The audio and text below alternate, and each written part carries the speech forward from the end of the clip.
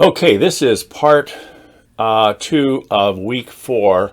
We've gone from complex systems to now complex adaptive systems.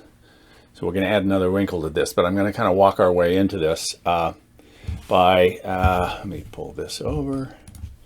So a system is a way of thinking about reality. So there's this concept within philosophy. Arthur Koestler's work in The Ghost in the Machine coined the phrase holons. So everything, if you look at kind of philosophically, what is the nature of being, everything is a part of a larger thing, and it's made up of parts. So for example, the words on this slide are made up of letters, and the words are part of sentences. I have parts in my body, but I'm a part of a family. So there are nested systems all the way up and down. So wholes are created of parts, parts are created of systems. Now, when we look at the hierarchy that naturally develops, because each level of being is an identifiably separate, it's not separated from, but it's a separate way of thinking about what is happening in this nested hierarchy of systems, of relationships, of processes. There's a point at which the parts, let me put it differently, there's a point at which the system is able to reflect critically on itself and to be able to make sense of what's happening to us. It is able to be self-reflective and to make choices that will improve the functioning of that element within the system. And as the elements within the system, and at this point we call them agents, as the agents in the system are able to coordinate it with others, now the system itself becomes conscious. Okay? So if you consider, one other point before we go there, I want to talk about hierarchies. We've got these hierarchies that are naturally developed.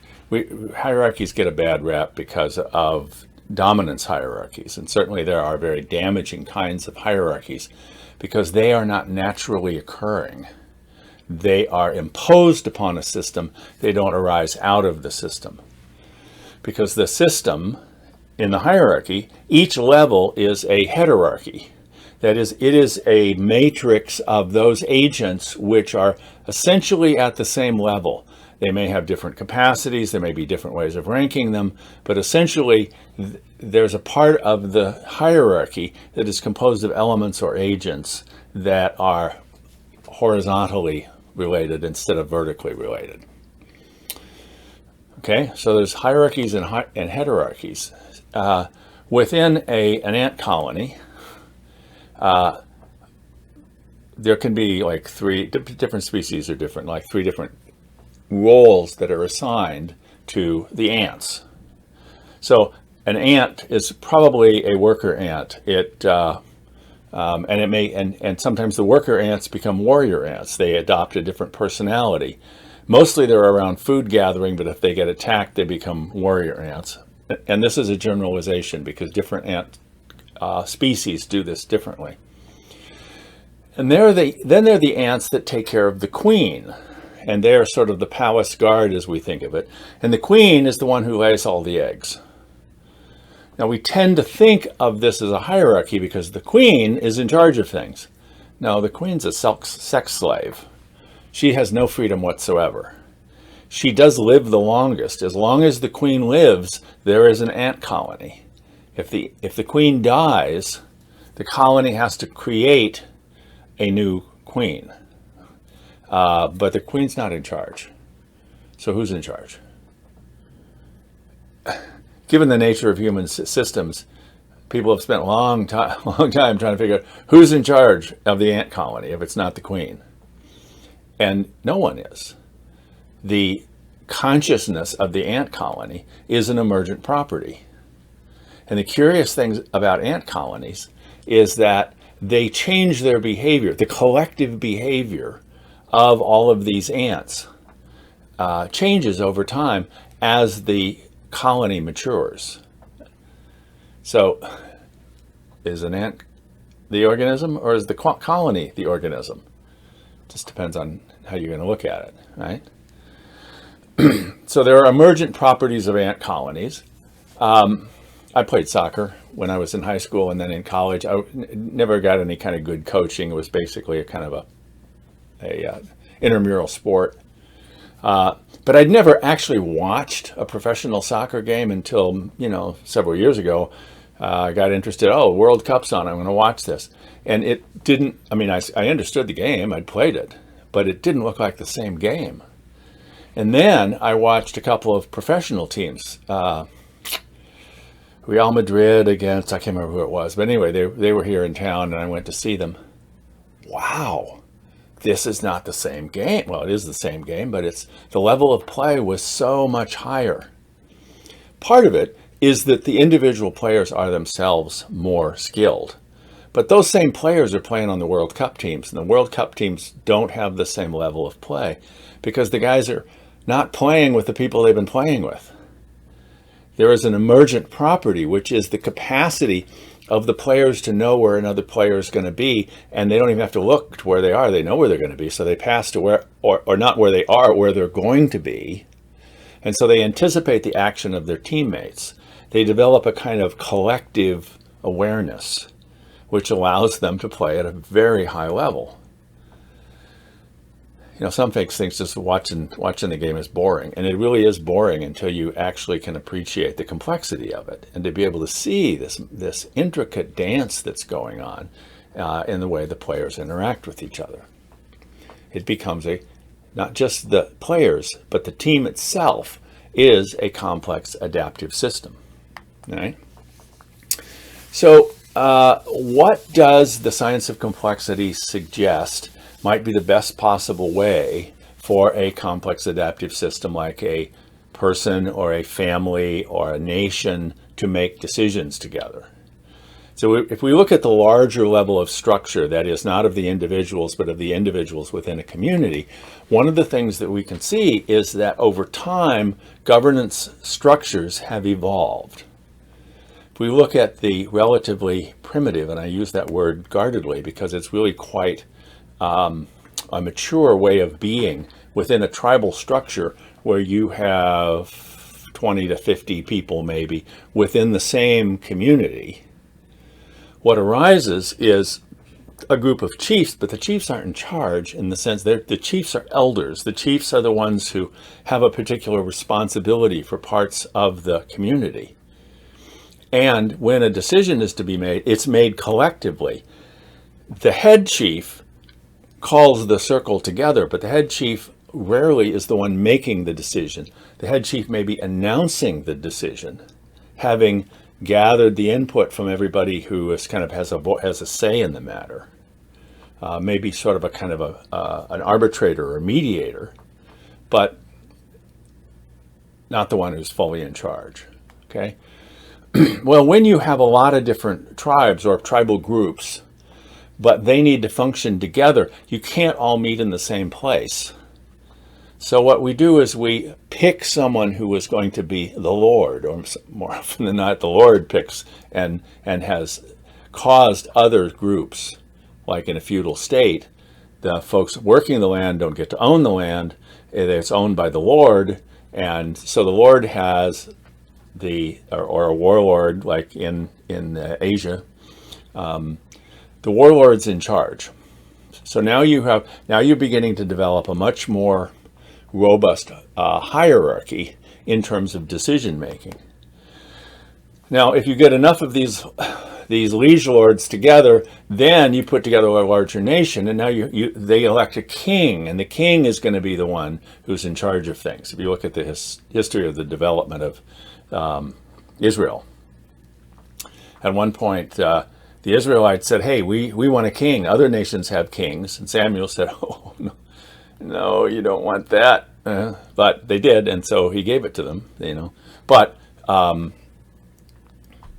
the problem with monarchies or autocracies, that is, there's one person in charge, is that person can be crazy, can be harmful, can be selfish, can be mean, can have all kinds of qualities you don't want the person in charge to have.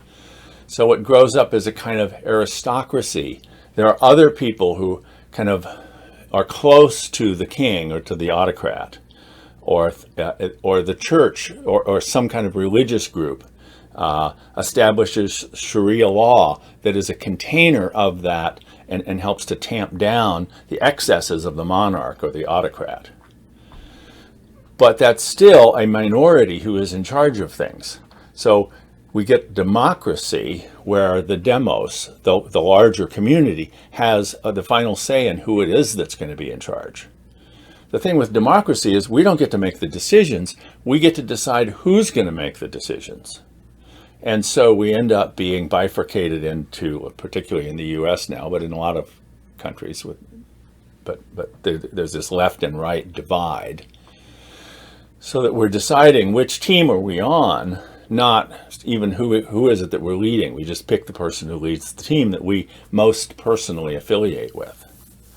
So is there any way to do this better? What comes after democracy? What would be the next stage in the evolution of the governance systems that humans put together to make decisions for our collective well-being? Well, there is arising a kind of convergent technology. Convergent technologies are where there's some way of solving a problem, and a lot of people are discovering it at the same time or working it out in similar ways. If you go around the world and you look at the way that people get around through human-powered transportation most efficiently, what you will find are bicycles. There are bicycles everywhere. And there are slight differences in design, but there is a best way to build a bicycle. You know, you got two wheels. We got to haul a bunch of stuff. We may have a tricycle. We may have three, right? We steer with the front. There's a chain, wheel at the back, maybe gears, maybe brakes, maybe hand brakes, maybe caliper brakes, whatever. So there are minor differences like that, but the basic structure of a bicycle is the same because there really is a best way to do this. So as humans have been trying to figure out what's the best way for us to make decisions together, Auguste Comte, 150 years ago, talked about, he's the father of sociology. And he had this idea that the socios, the whole community, should be able to collectively make decisions somehow. He just couldn't figure out how to do that.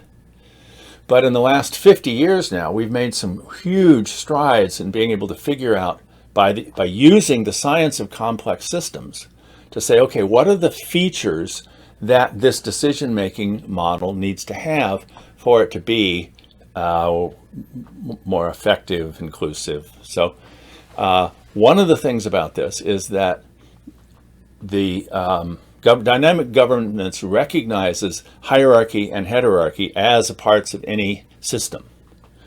But the purpose of the hierarchy is to support the functioning of the heterarchy. It's not the other way around. The way we have it now is the heterarchy supports, pays homage to the hierarchy.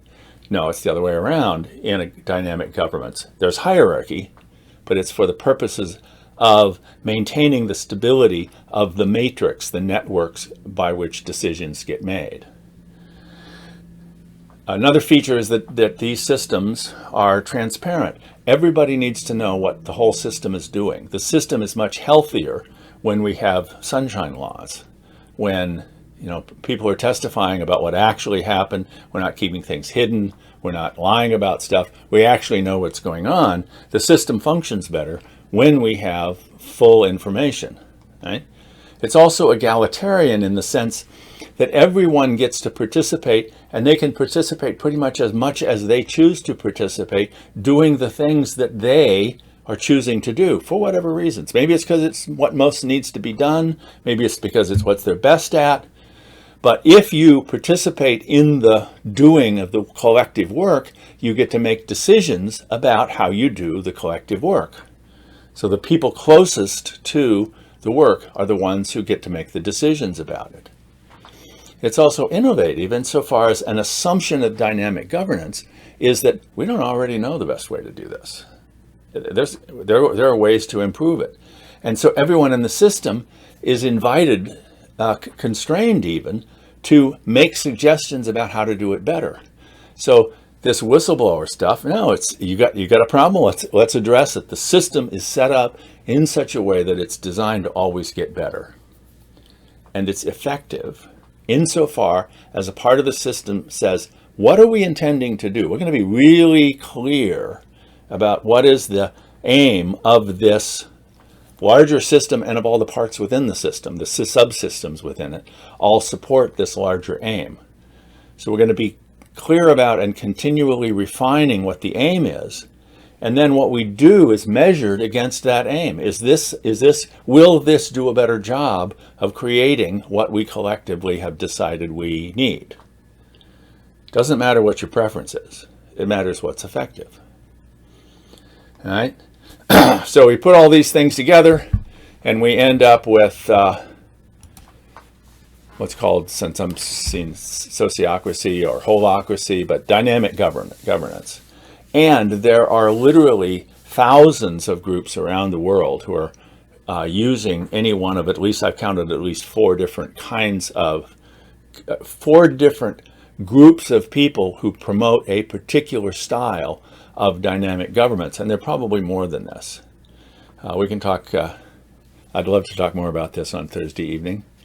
So I will see you tomorrow night, and you're going to be bringing back your ideas about what justice is.